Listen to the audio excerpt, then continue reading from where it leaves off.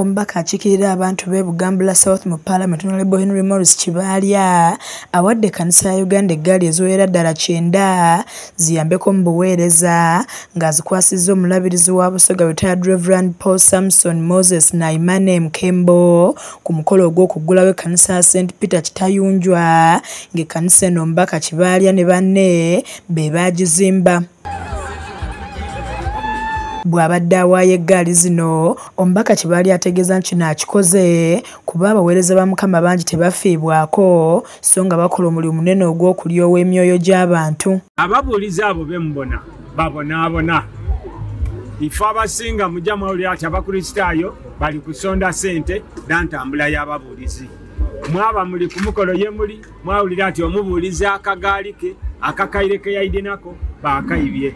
Ekisembayo oba babuulizi aye ezira abalowoozaako ezira iditi baliyo iwe ne bw'omwagaana awo tosobola amutwalako. Agasseeko nti enteekateeka eno agitandikidde mu kkanisa ya Uganda wabula nga wakugibunyisa enzikiriza zonna.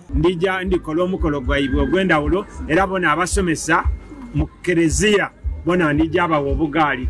Nina abayimaamu ab'emizigiti ekyendawulo kyonka kyenendo bakiriya. Eriyo gye tweta emizigiti emikulu aye eriyo n'emizigiti gino gye baazimba egy'abantu gye basaliramu. Omulabirizi Moses Naimane Mkembo asiimye Omubaka Kibalya olw'okufaayo eri ekkanisa n'okusingira ddala ababuulizi ba wansi ng'ategeeza nti eggaali zino za kubayamba okutuuka ku bakristaayo. Bw'asuubire mutwalo aye buli kujja ati oba kikanyugira kiraalire kigana birimba.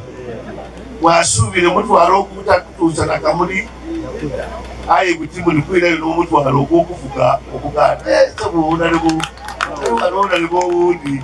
Ye Ssaabaddinkoni w'e Kamuli Reverend Canon Moses Kisuule Kasimizi Ssaalongo ategeezezza nti ababuulizi mu disitulikiti y'e Kamuli babadde bakaluubirirwa mu by'entambula ng'asabye n'abalala okwongera okubakwasizaako.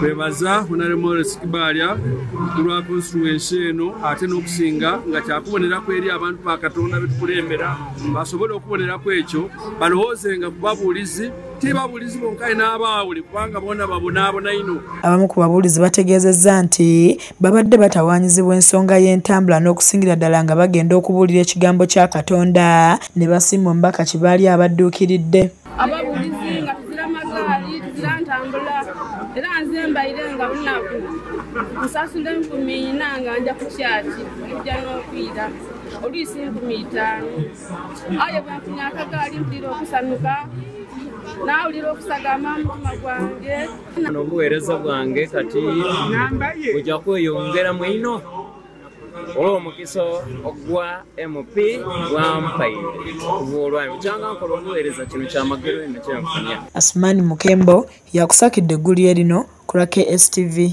agaleero.